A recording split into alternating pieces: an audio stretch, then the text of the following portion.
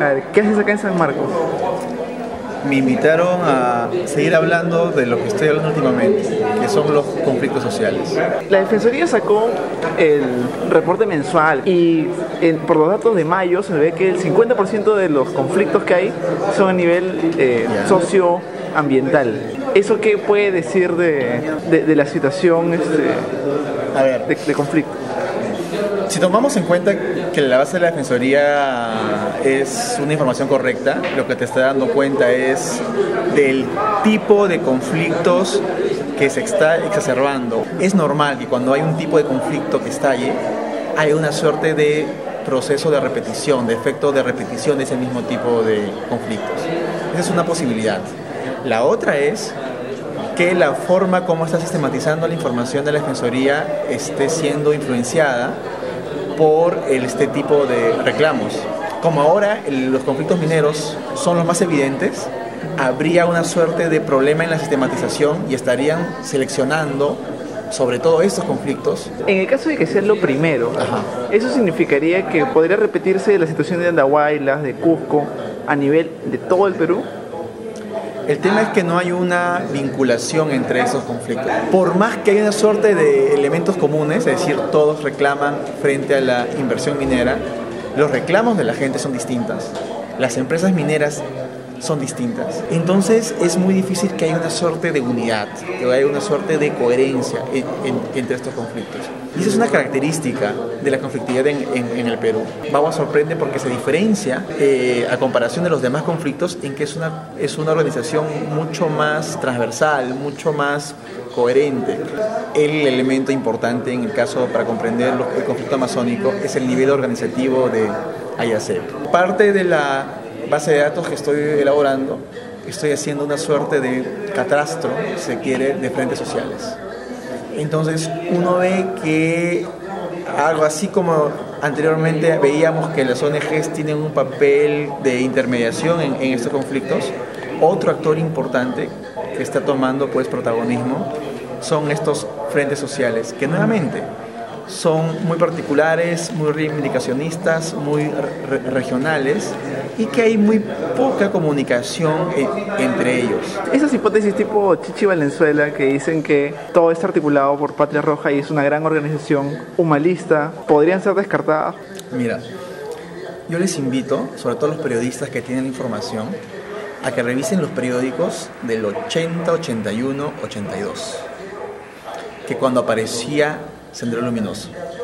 Si tú lees los argumentos que aparecían en esa época, eran idénticos. Hay una organización internacional en esa base, en esa época comunista, en esa época que viene desde Rusia o que viene desde un portatropas, un portaaviones enviado por Cuba. Han pasado casi 30 años y nuestra explicación, la explicación pues, de un sector de la política, que es la derecha obviamente, trata de hablar de una organización internacional que miren, fíjense pues, no había pues en el caso de Sendero Luminoso. Ya, está bien, no hay una financiación internacional, pero eso no quiere decir que no haya una articulación nacional. ¿Tú crees que existen operadores influyentes de controlar los conflictos que estallan en todo el país? No digo tú, pero yo le diría a esta hipótesis, ¿no? Pero yo, por ejemplo, yo creo que el humanismo sería incapaz de manejar toda la cantidad de conflictos que hay porque es demasiado grande para lo que puede hacer el humanismo, igual que Patria Roja. Pero, ¿tú qué explicación? La explicación que encuentro es que, mira, como te decía, son demandas particulares y no tienes la organización para articular estas demandas. Comparten un mismo discurso. Eso sí, pero es como decir, pues, que Hernando de Soto y Cecilia Valenzuela forman parte de una misma organización neoliberal, porque comparten un mismo tipo de aproximación a la economía de mercado. Se necesita mucha habilidad para poder armar un entramado detrás de todas estas reivindicaciones locales. Ni el aparato clientelar de Fujimori, a través del Estado, pudo construir un aparato clientelar, pues, estructurado y sólido. Menos desde partidos pequeños, atomizados y diezmados de la izquierda. Diego Simón mismo ha dicho que hay suerte de personas detrás de esto. Yo creo que esa es una explicación facilista. Y una pregunta que muchos hacen es, ¿por qué Yehuda no se va? Yehuda no se va porque está demostrando en medio de la mediocridad de la clase política cierta eficiencia, paradójicamente. Es decir, llevas a cuestas el número de muertes que hemos visto de un conflicto, pero en menos de 2 semanas te resuelve otro en Andahuaylas. Un sistema político se puede caer o porque es muy débil, o porque es débil, pero cuando el sistema político y los opositores son igualmente débiles, tampoco se cae. Es un equilibrio de baja intensidad. Lo que pasaba con Toledo en el gobierno anterior. Toledo tenía 10% de popularidad con el arequipazo y todo lo que hemos visto. Pero la oposición era tan débil que no podías tumbarte al gobierno. Ahora es paradójicamente similar. Sin embargo, no hay alternativas. Por lo tanto, un personaje clave, como es Yehuda Simón, puede pasar piola. Si tú analizas y comparas las dos crisis que ha tenido el gobierno, que es una de los petroaudios y otra es la del Baguazo, ves que en el primero, en el de los petroaudios, todo el gabinete renuncia y la investigación y todo ese proceso no se iba a solucionar, mientras que en el otro nadie del gabinete renuncia y más o menos, como tú dices, se ve que se han establecido mayor cantidad de puentes dialogantes entre ambas partes, ¿no? ¿Cómo comparas esas dos respuestas distintas? Yo lo compararía por el lado del origen.